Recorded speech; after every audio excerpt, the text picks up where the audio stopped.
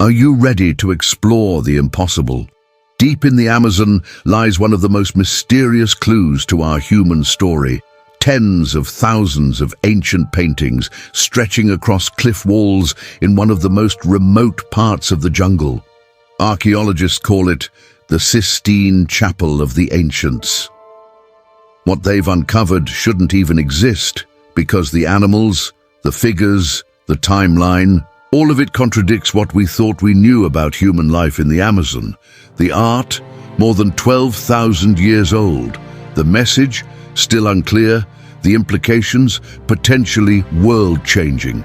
You were watching The Forgotten File, where history's lost truths whisper their way back into the light. In 2017, deep within the Colombian Amazon, a team of researchers made a staggering discovery. They were exploring Serranía de la Lindosa, a remote mountain range in the department of Guaviare. The area is difficult to access, thick with jungle, and for decades had been closed off due to armed conflict. But once it opened up, something extraordinary came into view. Towering cliff faces stretching for nearly 8 miles, covered in intricate prehistoric rock art, painted in iron-rich red ochre, faded, yes, but unmistakable. What they found was not just a sight, it was a canvas stretched across time. Tens of thousands of figures, some as small as a hand, others as tall as a person. They depicted animal scenes, human life, acts of survival, and creatures that don't exist today. Not in that jungle, not in this world. Among the painted images were Ice Age beasts, giant ground sloths, prehistoric horses, extinct camelids, and possibly even mastodons. These weren't dreams. These were animals the artists had likely seen firsthand. And that realization changed everything. If these depictions were real, then this art had to date back to the end of the Pleistocene epoch, a time when the Amazon wasn't even a rainforest yet. Nearly 12,600 years ago, that region was open savanna, dotted with dry forest and scrub. The climate was colder, the plants were different, the world more dangerous, and yet these people lived there. Not only lived, but recorded their lives, their ecosystem, and their mysteries in massive, coordinated displays of symbolic art. No longer were we looking at simple hunting scenes or isolated tribal markings. This was visual communication from an ancient civilization, a record of thoughts, practices, and ecological knowledge carried over generations. Imagine this: you're standing in the jungle, staring up at a 20-foot cliffside. Etched across the wall in red pigment are long-necked animals, towering birds, feline hunters, and archers mid-draw. You walk for another half-mile, and the wall continues. It wraps and twists with the terrain, carrying its imagery with it, like a prehistoric document surrounded by trees and birds. These creators weren't just reacting to their time, they were documenting it, painting not from instinct but from identity. This raises a staggering question. Who were these people? And how did a civilization living at the edge of the Ice Age manage to develop such a sweeping and artistic vision? Because this wasn't random. The composition is methodical. The art follows themes. Entire areas are arranged for storytelling. Rows of animals, rituals, human postures, possibly even myths rendered in repeated symbolic forms. And the scope. Scientists estimate that there are over 100,000 images waiting to be studied. The more layers researchers peel back, the more ancient the narrative becomes. This is not just archaeology. It's a message not buried, but left in plain view. But here's what makes everything stranger. Despite the size of the site, despite the complexity of the content, we don't yet see direct descendants of this culture in today's Amazon tribes. What happened to them? Was this an isolated group, a rare cultural lineage that faded over time, or part of something much larger? An ancient web of societies across the Americas, now lost beneath jungle and myth. Whatever the answer, one thing is clear. They wanted to be remembered. And after 12 millennia, they still are. In part 2, we'll begin to decipher what's actually on those walls. From extinct megafauna to spiritual symbols to humans locked in impossible scenes of ritual and survival, we'll dive deep into what these images might actually mean and the shamanic threads that still whisper through Amazonian culture today. Decoding a 12,600-year-old canvas begins with the question, what story were they trying to tell us? This file is just getting started. The cliffside is alive. Deer leap, horned beasts graze, sloths tower on hind legs. Red-limbed humans aim bows toward mastodons. Spirals twist across bodies. Faces hover in midair. Dancers move in long arcs, suspended across thousands of feet of vertical rock. But this isn't movement, it's a memory. You'll be watching The Forgotten File, and this is part 2 of the mystery unearthed at Serranía de la Lindosa, deep in the Colombian Amazon. Let's decode what this ancient canvas is really saying. At first glance, the figures look deceptively simple. Stick-like outlines, childlike curves, animals with stretched necks, bulging bellies, too many legs. But give it more than a glance, and the sophistication becomes clear. The artists behind these images weren't doodling. They were encoding their world with attention to structure, balance, sequence, and scale. These weren't isolated moments.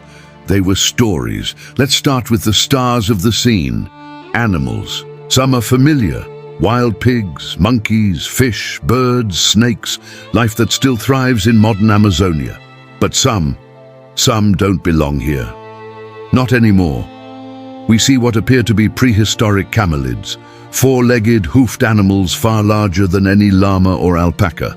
We see a possible three-toed Ice Age horse, long extinct in this region.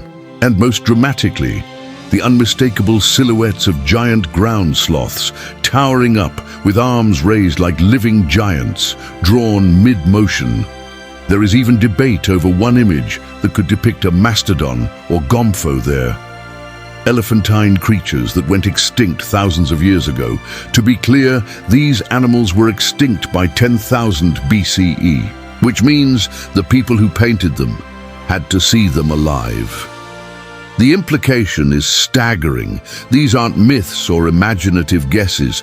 These are eyewitness depictions. We're looking at real-time records from humans walking the forest edge as multiple species went extinct. Now, layer onto this the humans themselves.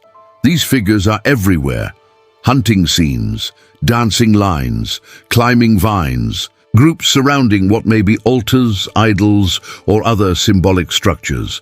Some are drawn small, others up to 6 feet tall. Their bodies are often geometric, connected by arms, spirals, lines across the chest. In many cases, the humans and animals are drawn not separate, but merged. A man with bird wings, a deer with human legs, a floating animal with an almost alien face. These are the so-called spirit animals. To many archaeologists, these depictions point toward shamanic culture. The merging of human and nature through ritual, trance, or belief. Indigenous Amazonian traditions to this day honor spirit animals, dream states, and ancestral guides. The idea is not metaphorical, it is literal.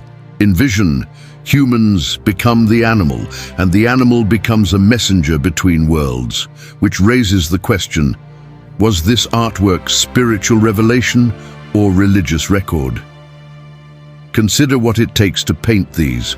Some of the scenes are perched high above present ground level, on overhangs and cliffs that would be required careful climbing systems or scaffolds. This suggests planning, labor, perhaps even ceremonial gathering. That's more than hunter-gatherer behavior. That's cultural infrastructure. You can't improvise thousands of paintings across miles of cliff without organization, knowledge passed down, routines upheld, meaning agreed upon. It is this very point that causes some scientists to argue that these were more than just artistic people. They were part of a complex prehistoric society, capable of coordinating art at monumental scale for purposes we still don't fully understand. Some researchers theorize the murals were learning walls, ways to teach children the animals, the spirits, the stories of the land. Others believe they were ritual maps, reminders of migration paths, sacred animals, or seasonal behaviors. And some suggest even more esoteric functions, codified dreams connected to oral history and celestial tracking. So, how do we read art without language? The truth is, we can't fully, but we read the intention, and that tells us everything. This was more than daily life. It was legacy, waiting for someone on the far side of history. And here we are. So now ask yourself, why would a people with no alphabet consistently return to the same cliffs to paint generation after generation? Why would they draw extinct species, symbolic creatures, humans, mid-ritual, using limited pigment in an unforgiving environment? It wasn't for decoration, it wasn't accidental. They were encoding something, whether it was myth, memory, or a message. They intended for it to last, and it has. In part 3 of The Forgotten File, we reveal how science closed the timeline, how new dating methods placed this art at the very edge of the Ice Age, during a moment of climate chaos, ecosystem transformation, and extinction. These cliffs don't just preserve imagination, they preserve witness. This file is still open. There are stories, then there's evidence. Red lines on rock are beautiful, but without the science, they're just art. In part 3 of The Forgotten File, we ask the question that turned the Sistine Chapel of the Amazon from a legend into a revelation. How old, really, is it? And the answer is older than the pyramids, older than agriculture, older than myth as we know it. Let's follow the science. When Serranía de la Lindosa was first revealed to the world, archaeologists had an immediate problem. How do you date paint that's nearly 13,000 years old, when that paint contains no organic material?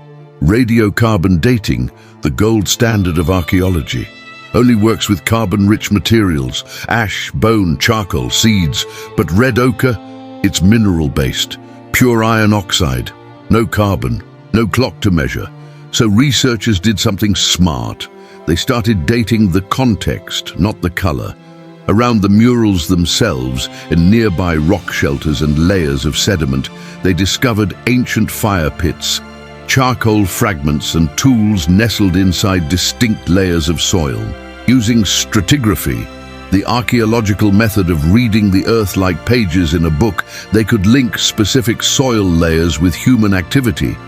And it just so happened that in multiple layers, near and among the rock art sites, were charcoal samples datable to around 12,600 years ago. That places the paintings at the very end of the last glacial maximum, a time on Earth when giant Ice Age animals still lived. Climate was shifting fast, and sea levels were still nearly 100 meters lower than today. Let that sink in. These people, the ones who painted animals that no longer exist, were living through one of the largest climate swings in human history. They weren't painting as a memory, they were painting from life. Pollen analysis from the same sediment layers confirmed the next clue. The ecosystem surrounding these humans was not rainforest, yet. 2,600 years ago, this area of the Amazon was something closer to a patchwork savanna. Drier forests, seasonal floods, grasses and open plains, enough for herds of mega herbivores to roam freely. In other words, those ground sloths weren't fantasy. They were local wildlife. In one stroke, the dating of the art reconstructed an ancient landscape, a snapshot of the transition before the rainforest swallowed it all again. It also gave climate scientists something remarkable, a cultural climate marker. Not from an ice core or a tree ring, but from human hands. These people were witnesses to climate collapse and creation. Then came another scientific surprise. Hidden along with bones, fire ash, and camp debris were pigments crushed in natural mortars, likely used for making the paint. Some of this pigment mixed with organic binders, plant resins or animal fat. Tiny bits of those binders didn't contain carbon, and radiocarbon dating of those traces further confirmed the timeline, some samples reaching between 11,800 to more than 12,600 years old. That's not speculation, that's data, multiple lines of evidence. From carbon dating, pollen, tools, binders, and stratigraphy. And the deeper the layers go, the more they agree. These artists lived where mammoths drank, they stood where species went extinct, and they painted during a time when everything they knew was changing. Now let's zoom out again. Why does this matter? Because for decades, mainstream archaeological theory underestimated human presence and human complexity in the Amazon this far back. It was long assumed that the rainforest was too harsh, too chaotic, and too infertile for early civilization. And yet, here were families, artists, builders, documenting their world in massive cultural efforts at a scale that demands social organization. This isn't cave art. This is Amazonian monumentality. The dating changed the narrative. Because these weren't just tribes passing through, they were communities that endured the end of an epoch and used art as a survival tool. And finally, this.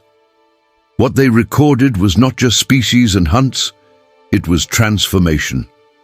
Their timeline overlaps with the shifting boundary between rise and retreat. When glacial ice melted, oceans warmed, ecosystems scrambled. Some researchers believe this exact period, known as the Younger Dryas, was a trauma felt by every continent. And here in the Amazon, it may have left a mural, a painted record of what it means to survive planetary change. Imagine that future archaeologists find your notebook describing a flood or the last wild tiger or a city abandoned because of drought. That's what this is, a record that says, we were here, and the world changed. In part 4 of the Forgotten File, we push the question wider. Was this a lone community or one node in a lost, sophisticated civilization that once shaped the Amazon's rivers, fields, and sky? Because if these artworks are a message, then the next part of the file might show us who sent it and whether anything remains. The evidence is mounting, and it points to something far greater than we ever expected. This file is just getting deeper. Somewhere in the canopy, under vines, through soil, past 1,000 fallen trees, a city may be waiting. This is the Forgotten File. And in this chapter, we explore one of archaeology's boldest possibilities, that the Amazon, far from being untouched wilderness, once sustained a thriving, organized urban civilization, and then it vanished. The idea seems impossible at first. And most people what the Amazon rainforest is, and they'll tell you it's wild, chaotic, natural, impenetrable.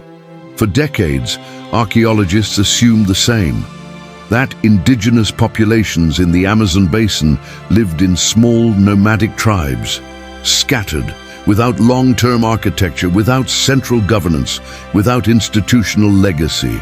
Serranía de la Lindosa cracked that theory. Because you don't paint tens of thousands of unified figures across miles of cliff without cooperation, tradition, and long-standing social memory. And now, the scientific lens is widening. Rock art like Lindosa isn't the only evidence.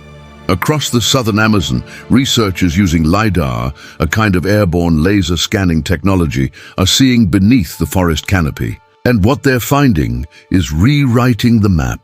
Grid-like networks, rectangular mounds, planned roadways, massive raised platforms surrounded by geometric ditches. It looks like city planning. One study, published in 2022, revealed at least 26 ancient urban settlements in the region of Bolivia's Llanos de Mojos. Each site was structured around monumental architecture, platforms over 10 meters high, canal systems, and concentric pathways stretching for kilometers. Put plainly, these weren't just camps. They were engineered environments. And if urbanism once existed, this deep into the forest, how far did it spread? Now scholars are re-examining early Spanish accounts from the 1500s, chroniclers who described vast, organized populations along Amazonian rivers. At the time, their claims were dismissed as exaggeration, delirium, a soldier's ego. Now, they read like eyewitness accounts of cities that would soon fall silent, either to disease, ecosystem collapse, or systemic erasure. So what happened? If such a world once existed, where did it go? The prevailing theories include disease. After European contact, pathogens like smallpox and measles tore through indigenous populations with horrifying speed. Entire societies collapsed before they were ever documented by cartographers or scientists. Deforestation by collapse. With depopulation came regrowth. The forest enveloped everything: trails, houses, orchards, even ceremonial centers. Within a century, green swallowed grid. Lack of durable infrastructure. Many Amazonian civilizations worked with wood or earth and its organic material, ideal for sustainable living, but not ideal for surviving time. What they built wasn't meant to be permanent in our terms, but within a living forest, it was perfectly integrated. And finally, systemic invisibility. For too long, archaeology looked for pyramids, castles, stone roads, and if you're researching for stone in a rainforest-esque floodplain, you will come home empty-handed. But this was a different kind of complexity. Earthworks, raised fields, ceremonial clearings, soil enriched by intention. Take terra preta, for example, Amazonian dark earth. This isn't just naturally fertile soil, it's engineered, with charcoal, nutrients, microorganisms, and organic waste. Some of this soil is still fertile. Thousands of years later, that tells us something profound. These people didn't fight the Amazon, they shaped it, intelligently, regeneratively, not with dominance, but domestically, like gardeners working with time itself. And now there's growing belief among researchers that Serranía de la Lindosa was part of this wider society. A node of culture, a ceremonial site, maybe even an ancient border. If that proves true, it may be our Rosetta Stone for the forgotten Amazon, because the art at Lindosa doesn't just show survival, it shows abundance, a visual record of people who thrived at the edge of extinction during ice age ending, ecosystem shifting, and megafauna disappearing, and who still chose to paint. And yet, no modern indigenous group is known to directly descend from the Lindosa artists. Language, culture, migration, collapse, all may have erased the line. But perhaps that's the point, because like all great legacies, this one wasn't written for now, it was written for someday. In part 5 of The Forgotten File, we ask the ultimate question: were these cliffside murals a message? Was this art a communication meant to last, across time, across collapse, to guide, instruct, warn? And as environmental dangers rise again, in the very place they painted, are we the ones they meant to reach? This file isn't closed. Somewhere deep in the Amazon, a wall of red figures stretches across the stone, frozen in silence, staring into time. They don't speak to each other anymore. But maybe they're speaking to us. This is The Forgotten File. And in our final chapter on Serranía de la Lindosa, we ask what this ancient masterpiece was truly meant to say, and why it still matters right now. The sheer scale, age, and complexity of the Amazon rock art alone would be enough to place it among the most important archaeological discoveries of this century. But it's not just the what that matters, it's the why. Why did these people paint this? Why did they return here again and again, across generations, to trace the outline of a disappearing world? Some believe the answer is simple: legacy. Like a journal or a myth, these images catalogue a way of life shifting under their feet. Animals going extinct, climates changing, ecosystems transforming. The murals may have been a way to preserve identity as the world remade itself. Others believe it was teaching, These were coded instructions, warning of flood, fire, famine, remembering migrations, honoring balance with the land and the cost of disturbing it. And some believe this was communication, the kind built not for a nearby tribe, but for a distant future, maybe even for us. Here's what we know. This site was painted during the end of a major climate upheaval. It records extinct animals that vanished under pressure. It corresponds with other signs of a complex, forgotten society in the Amazon. It endured, not despite the rain, soil, and decay of the jungle, but through it. And now, the jungle is at risk again. Clear-cutting, illegal mining, fires, deforestation. Entire landscapes are vanishing before they're even mapped. And that includes the murals. Entire panels may still be buried under moss and vines, just feet away from devastation. Some walls might be gone by next year. We may never get the chance to read them. So where does that leave us? The people of Lindosa didn't write emails or code their wisdom into satellites.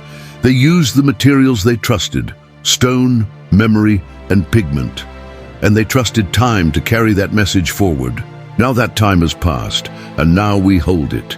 Their message is here, but only if we're willing to answer it. Maybe it's not enough to admire the beauty and move on. Maybe we're not supposed to stay observers, because when an ancient hand paints extinct animals disappearing into the jungle, maybe they're not trying to show what once lived.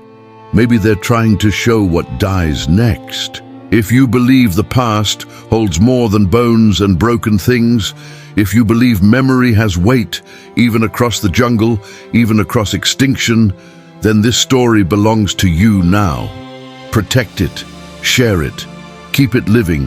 Help protect sites like Serranía de la Lindosa by supporting archaeological preservation, indigenous land rights, and rainforest conservation. Don't wait for the headlines to announce another lost ruin, because by then it's already too late. And if you want to help keep files like these open, subscribe to The Forgotten File, like, share.